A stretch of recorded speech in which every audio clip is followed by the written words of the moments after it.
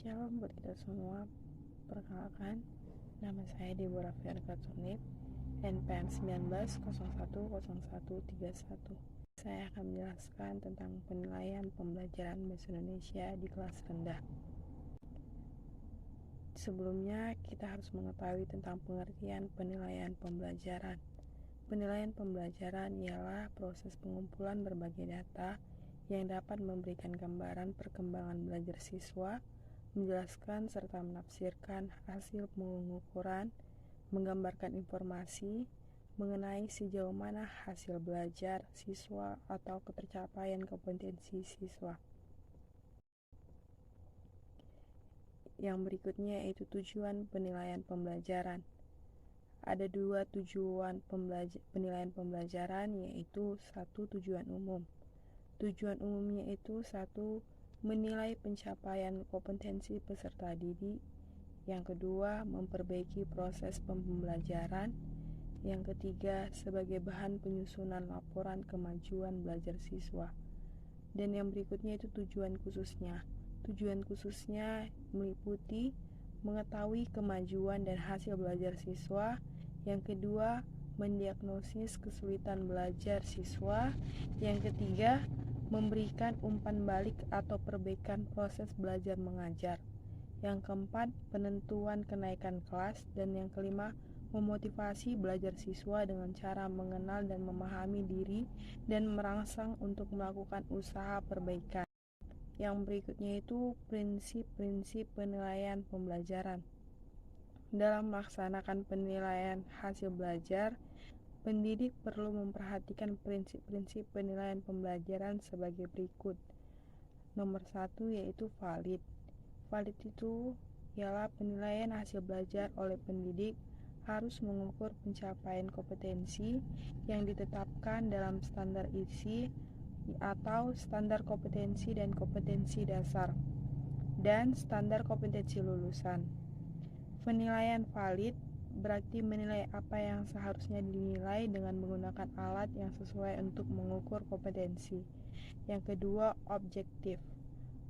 Objektif ialah penilaian hasil belajar peserta didik hendaknya yang tidak dipengaruhi oleh subjektivitas penilai, perbedaan latar belakang agama, sosial ekonomi, budaya, bahasa, gender, dan hubungan emosional.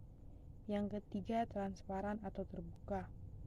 Ialah penilaian hasil belajar oleh pendidik bersifat terbuka, artinya prosedur penilaian, kriteria penilaian, dan dasar pengambilan keputusan terhadap hasil belajar peserta didik dapat diketahui oleh semua pihak yang berkepentingan.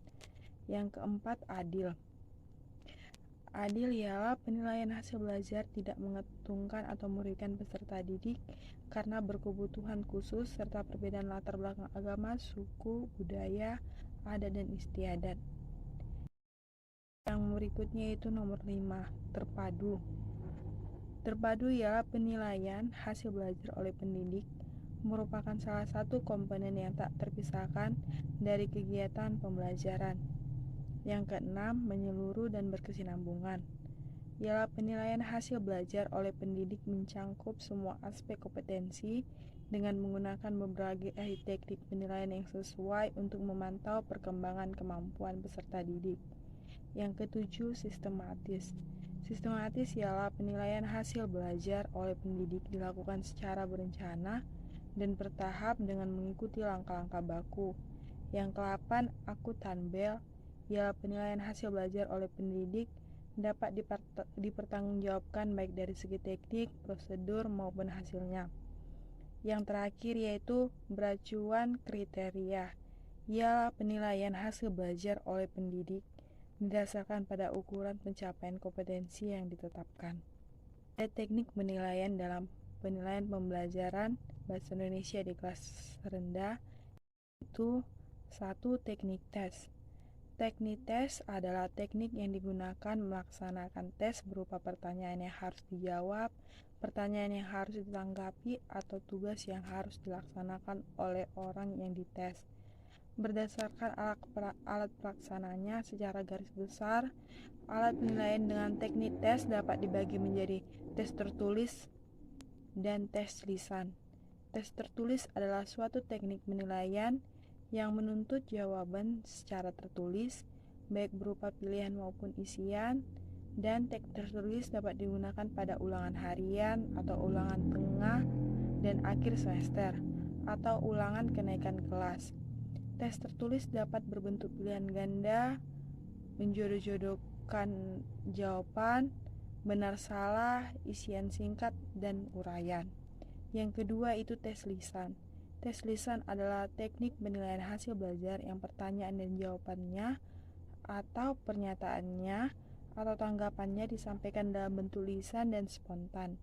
Tes jenis ini memerlukan daftar pertanyaan dan pedoman perskoran. Yang kedua yaitu teknik non-teks. Teknik non-teks adalah teknik penilaian untuk memperoleh gambaran terutama mengenai karakteristik sikap atau kepribadian. Dalam proses pembelajaran pada umumnya, kegiatan penilaian mengutamakan teknik tes. Teknik non-tes ini biasa dilakukan dalam pengamatan atau observasi dengan cara menggunakan instrumen yang sudah dirancang.